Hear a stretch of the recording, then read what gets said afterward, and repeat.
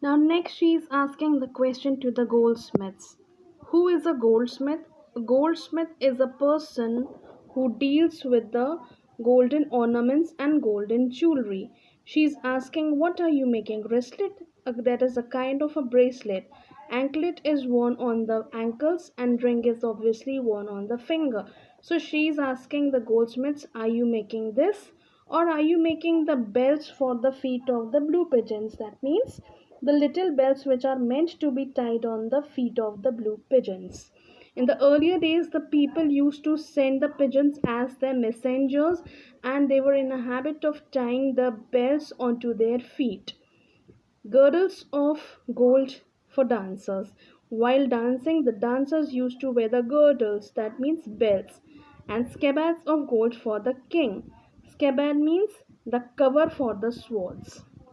In the next paragraph, she is asking the fruitmen, what do you cry? That means, what do you call for? O ye fruitmen, that what are you selling? Citron, pomegranates, and plums.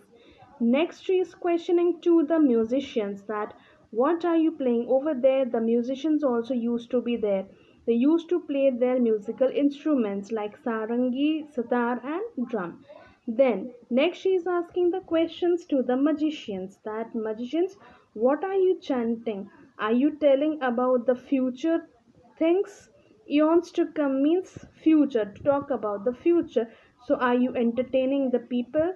In the old bazaars, there were many people, even the magicians and the musicians also entertained the people, while the people they used to purchase in the market. Then next, she is questioning to the flower girls. Over here, the flower girl resembles to the girls who used to make the flowers, or they used to make the garlands, or they used to make different types of things out of flowers. What do you weave? She is asking to the flower girls. Are you making the tassels?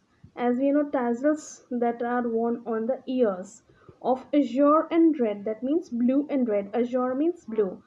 Or are you making the crowns for the brow of a bridegroom? Bridegroom wears a brow and a crown on the day of his wedding, through which his face is covered. And in the earlier days, and at some places, at the traditional places, when the theme of the wedding is traditional, the bridegrooms are in the custom of wearing the brow that are made up of flowers. For some time, the face of the bridegroom is hidden. So she is asking the flowers that are you making that, or are you making the chaplets? That means the wreath, a series of flowers to garland his bed on his special day. On the special day, the room, are you going to weave the wreath of flowers to garland his bed over there, to make a garland around his bed for the special day?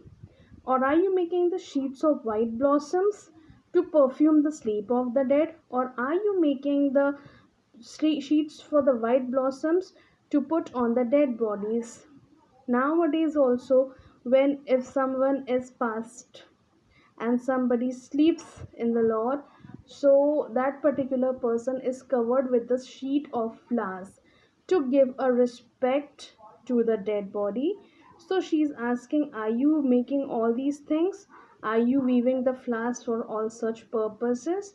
So this is the poem about, and the poetess is asking the questions to the all different kinds of traders, merchants, vendors, goldsmiths, fruitmen, magicians, musicians, flower girls, maidens, and to the other people who are visible during the time of the bazaar and selling their different kinds of articles and trying all the best possible way to sell their items.